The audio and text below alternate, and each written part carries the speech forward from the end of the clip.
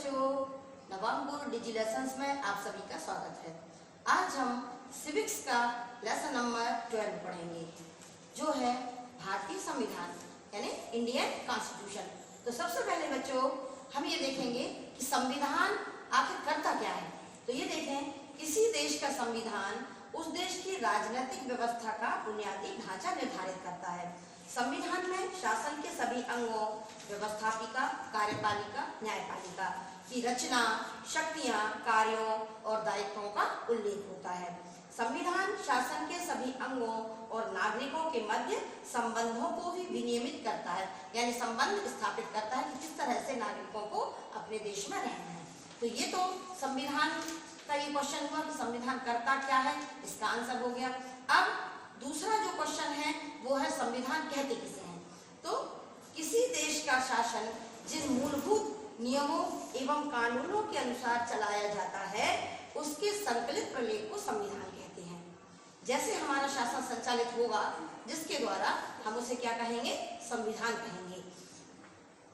तीसरी बात यह है संविधान से संबंधित कि संविधान की आवश्यकता आखिर क्यों पड़ती है। तो बच्चों, यदि देश में संविधान नहीं होगा तो देश का शासन सुचारू रूप से नहीं चल पाएगा और देश में अराजकता फैल जाएगी।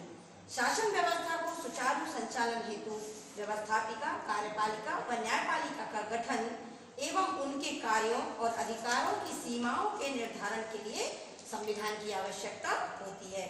संविधान के अभाव में शासन सुचारू रूप से संचालित होना कठिन हो जाता है और अराजकता की स्थिति फैल जाती है। अतः सभी देश, विश्व के सभी देश अपने अपने संविधान को लिखते हैं और रखते हैं। अब जब भारत का संविधान बना तो भारत के संविधान निर्माताओं ने विश्व के विद्यमान संविधानों के सर्वोत्तम लक्षणों को एकत्रित किया। कैसे?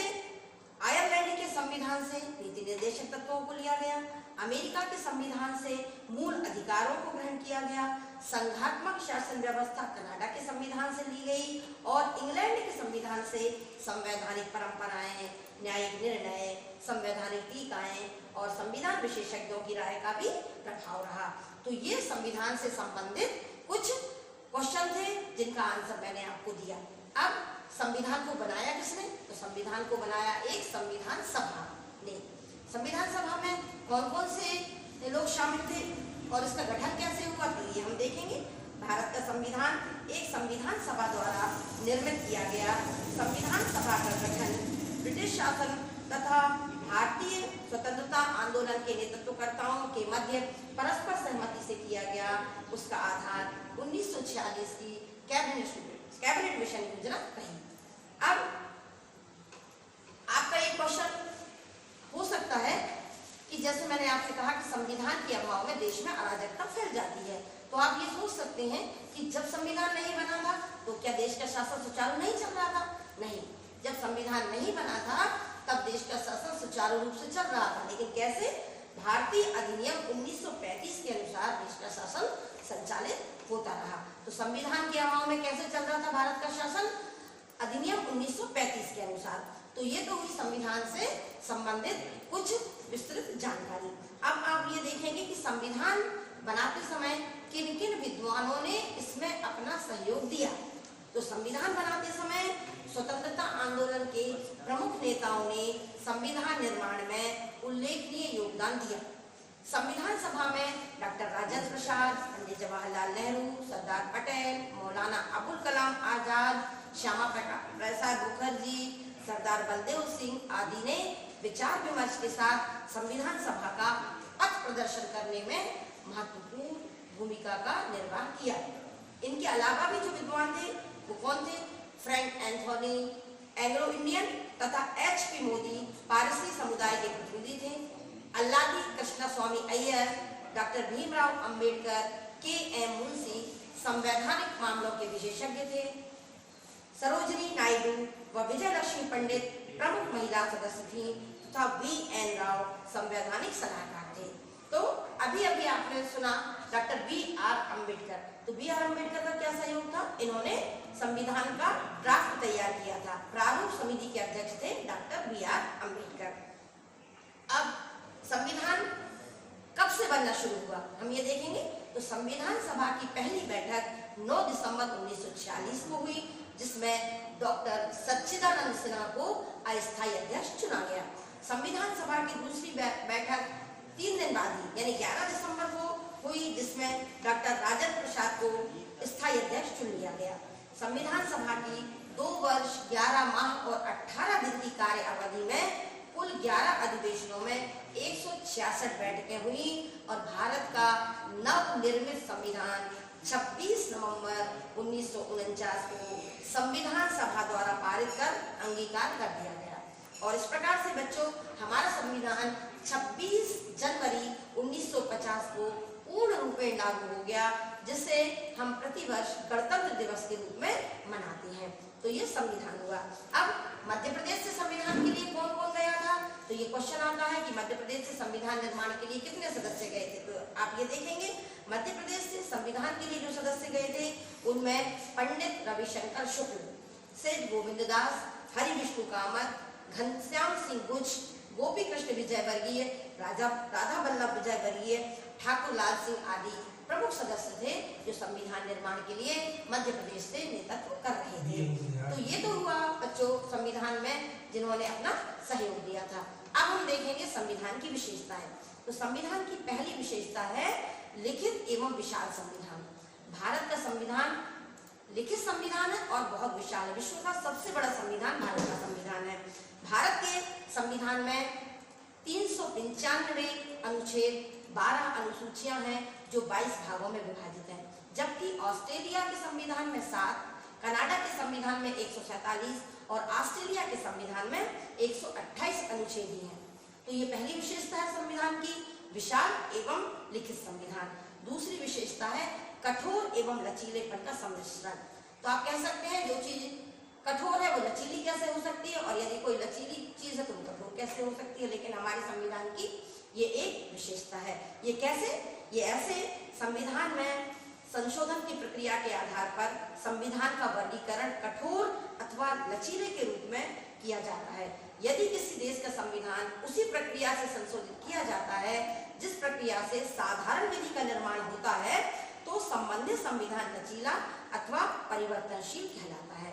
किंतु यदि किसी संविधान के संशोधन के लिए विशिष्ट प्रक्रिया अपनाई जाती है तो वह संविधान कठोर कहा जाता है।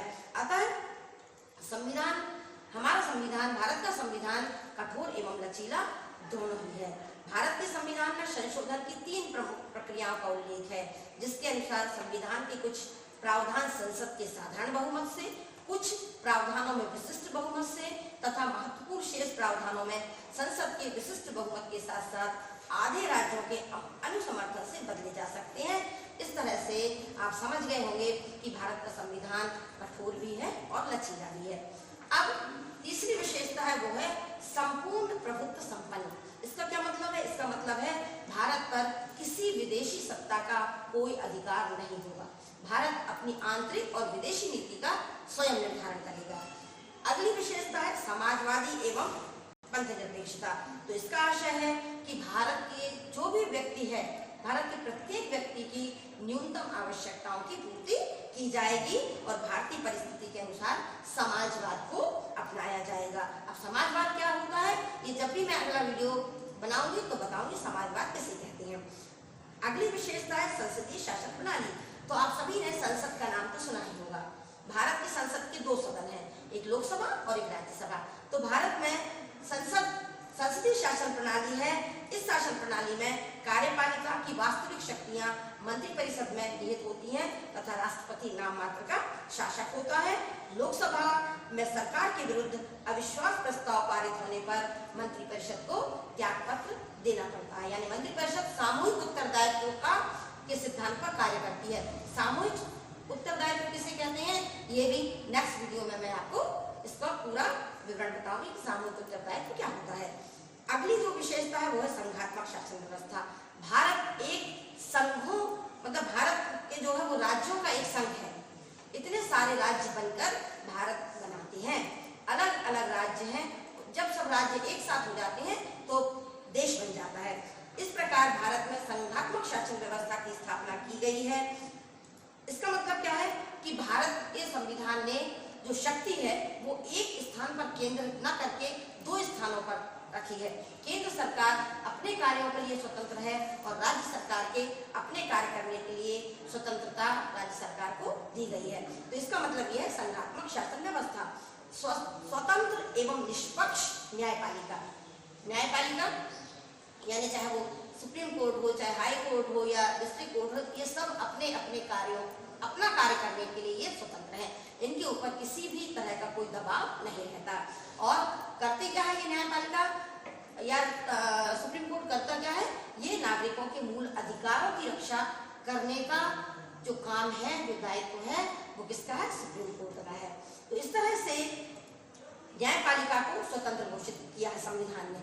संविधान न्यायपालिका को न्यायिक पुनरावलोकन का अधिकार देता है, जिसके अंतर्गत न्यायपालिका संसद तथा विधानमंडलों द्वारा पारित कानूनों तथा कार्यपालिका द्वारा जारी ऐसे आदेशों को अवैध घोषित कर सकती है जो संविधान के प्रतिकूल है। यानी जो संसद क्या करती है, संसद कानून बनाती है, लेकिन यदि कोई कानून उसको लगता है कि ये जो कानून है ये संविधान के विरुद्ध है, तो ऐसे कानून को न्यायपालिका अवैध घोषित करने की शक्ति रखती है। अतः स्वतंत्र एवं निष्पक्ष न्यायपालिका। मौलिक अधिकार एवं मूल कर्तव्य। संविधान ने नागरिकों को 6 मौलिक अधिकार दिए हैं और नागरिकों से 11 कर्तव्यों की आशा करता है संविधान। आपने पिछले कक्षा में अधिकारों का पूरा विवरण पढ़ा होगा। अब मैं सिर्फ शॉर्ट में आपको बताती हूँ कि कौन कौन से अधिकार संविधान ने हमें दिए हैं। तो पहला अधिकार है समानता का अधिकार, दूसरा है स्वतंत्रता का अधिकार, तीसरा है शोषण के विरुद्ध अधिकार, चौथा है धार्मिक स्वतंत्रता का अधिकार, पांचवा है संस्कृति व शिक्षा का अधिकार और छठवा है संवैधानिक उपचारों का अधिकार। तो ये तो अधिकार है जो संविधान ने हमें दिए हैं। और संविधान के 42वें संशोधन 1976 में संविधान में एक नया प्रावधान मूल कर्तव्य जोड़ा गया। उसके अनुसार नागरिकों को 11 कर्तव्य निश्चित किए गए। अगली जो विशेषता है संविधान की वो है राज्य के नीति निर्देशक तत्व। ये जो तत्व हैं, इन तत्वों के द्वारा भारत में एक लोक कल्याणकारी राज्य की उम्मीद की जाती है। इन तत्वों को किसी भी न्यायालय द्वारा परिवर्तित नहीं किया जा सकता। यह है नीति निर्देशक तत्व। अगली विशेषता है सार्वभौम वयस्क मताधिकार। वयस्क मतलब जब हम कोई भी व्यक्ति 18 वर्ष का हो जाता है तो उसे अपना मत देने का पूरा अधिकार हो जाता है। वह व्यक्ति किसी भी वर्ण का हो, किसी भी रंग का हो, किसी भी जाति का हो, किसी भी जगह निवास कर रहा हो, यदि उसने अपनी आयु 18 वर्ष पूर्ण कर ली है तो वह अपने मत का, अपने वोट का जो है उपयोग कर सकता है। इसे कहते हैं सार्वभौम वयस्क मताधिकार। और जो आखिरी विशेषता है संविधान की वो है इकहरी नागरिकता। हम सब भारत के निवासी हैं और हमारी नागरिकता है भारतीय। अब चाहे हम किसी भी राज्य में निवास कर रहे हो, चाहे मध्य प्रदेश में, उत्तर प्रदेश में, राजस्थान में, पंजाब में, कहीं भी हम निवास कर रहे हो और कहीं भी हम अपनी नौकरी या बिजनेस कर रहे हो, लेकिन हम हैं कहाँ के, भारत के। तो भारत में रहने वाले व्यक्तियों की जो है वो नागरिकता है भारतीय। तो संविधान ने हमें एक विशेषता दी है, वो है इकहरी नागरिकता। थैंक यू बच्चों। उम्मीद करती हूँ आप स्वस्थ होंगे और जो स्टडी मटेरियल आपके लिए दिया जा रहा है उसके नोट्स आप बना रहे होंगे।